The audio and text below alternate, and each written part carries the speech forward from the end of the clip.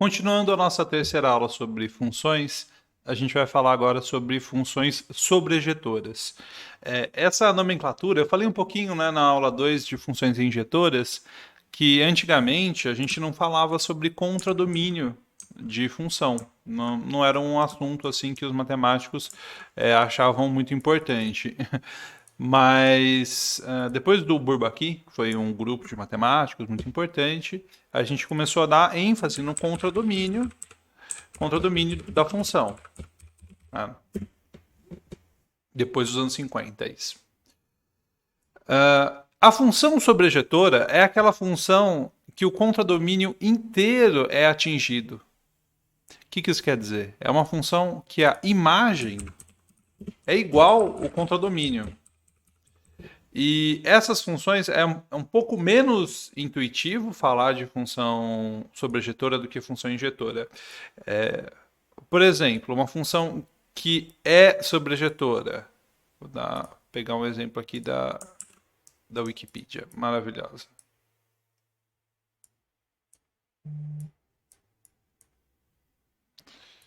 Ok, esse fundo não tá bom, vamos deixar em branco esse... Né? Deixar esse fundo em branco. Aí a gente consegue ver.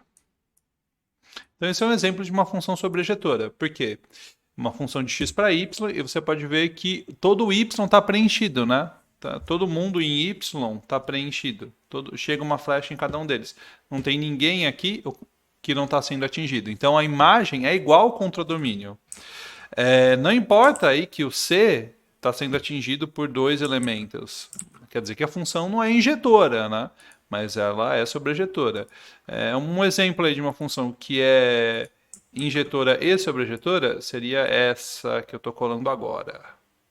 Né? Essa que está no meio da tela. Essa função, aí é claro, né? Eu sempre confundo o lado. Ela é injetora e sobrejetora. E você pode ver que aí essa sim merece ser chamada de one-to-one, né? Como a gente diz. Legal. Então, um exemplo de função que é sobrejetora e é injetora também.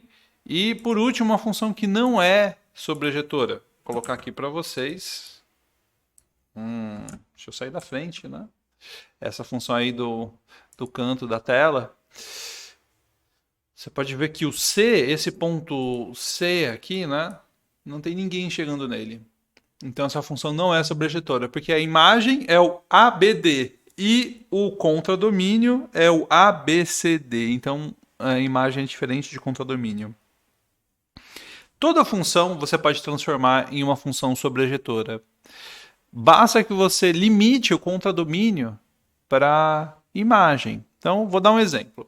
Quando a gente vai falar de função seno e função cosseno, né?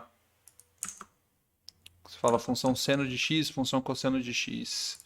Então, deixa eu colocar aqui. O seno, a gente costuma pensar como uma função dos números reais para os números reais. Se você faz isso, você tá em um problema. Por que você está com problema? Porque aí essa função ela não é nem injetora e nem sobrejetora. Deixa eu colocar aqui a função seno, né? Então, se eu faço ela dos reais para os reais, a gente sabe que o seno de um número real mora sempre... A gente bateu temperatura negativa aqui perto nesses dias, né? Eu estou no Brasil, então é uma coisa muito atípica. Então esses espirros aí não tem como evitar. Então o seno, se eu deixo ele ser uma função de R para R, essa função não é injetora e não é sobrejetora de jeito nenhum. Não tem muito o que fazer. Mas eu posso, claro, falar, olha, eu não preciso de todos os números reais no contradomínio. Eu posso colocar só um intervalo fechado de -1 para 1. Se eu fizer isso, aí ok. Aí eu tô, como dizem os jovinhos, tô safe, né? Porque aí essa função é sobrejetora. Todo número entre -1 e 1 é seno de alguém. Legal? Então, às vezes, se eu escrevo só y igual a c no x, y igual a c no x, você não vai conseguir me dizer se essa função é sobrejetora ou não, tá? Sem eu te falar mais nada, você não sabe. Não tem como saber. Eu preciso te dizer qual que é o domínio e qual que é o contradomínio da função. Então fica a dica que toda função pode ser transformada em sobrejetora.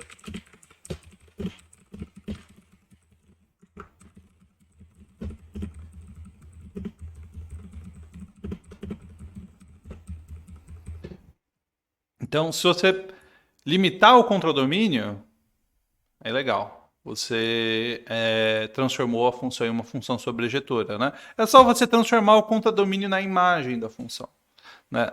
Tecnicamente, segundo essa noção de função, que é a noção moderna que a gente aceita hoje, tecnicamente vai ser diferente. Não é a mesma coisa, né? Se você muda o contradomínio e o domínio da função, você está alterando a função.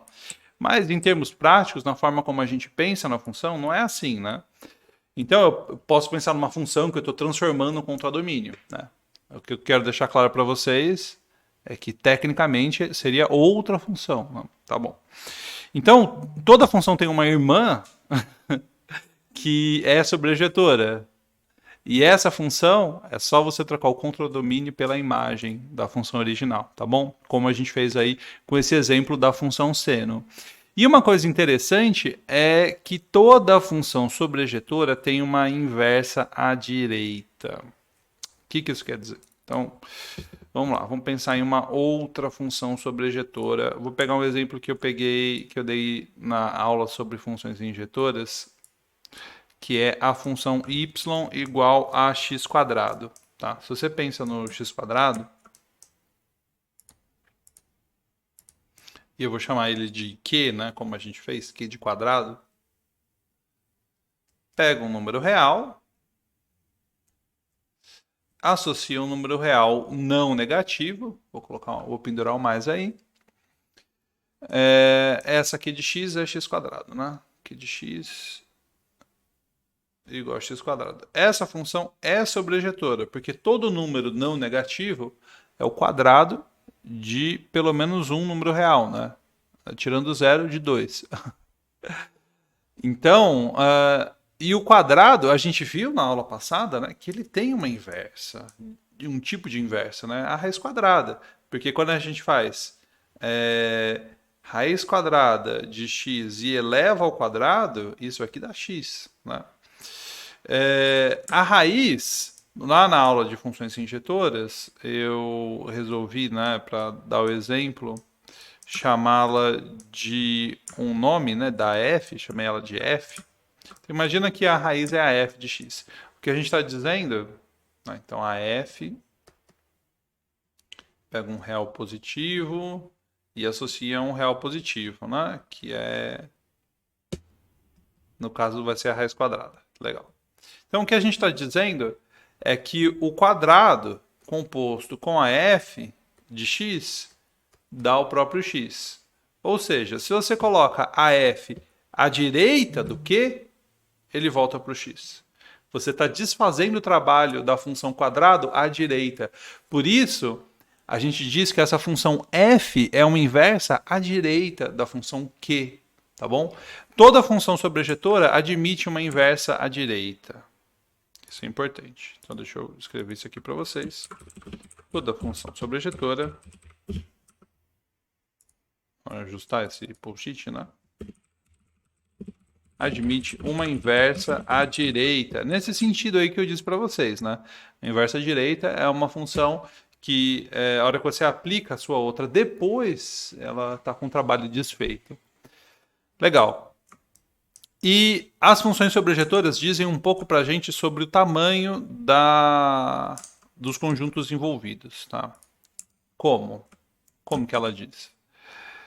Se você tem uma função sobrejetora, né? Se a f é uma função sobrejetora de x para y, o que você pode dizer?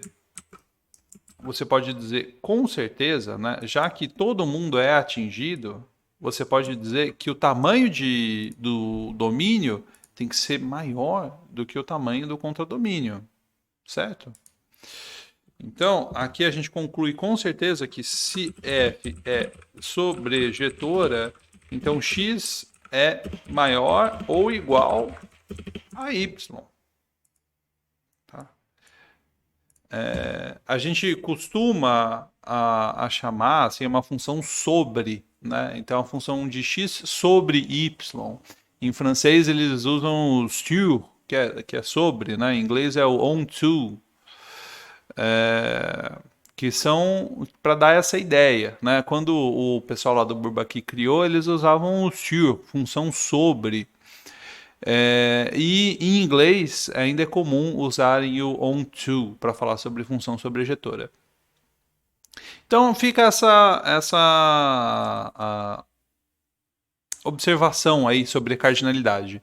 Que se existe uma função sobrejetora, então o x é maior do que o y. Né? O que isso quer dizer? X e y são conjuntos. Né? O tamanho do x, a cardinalidade de x, né? A gente costuma usar um hashtag, né, para falar o número de elementos de x é maior ou igual ao número de elementos de y.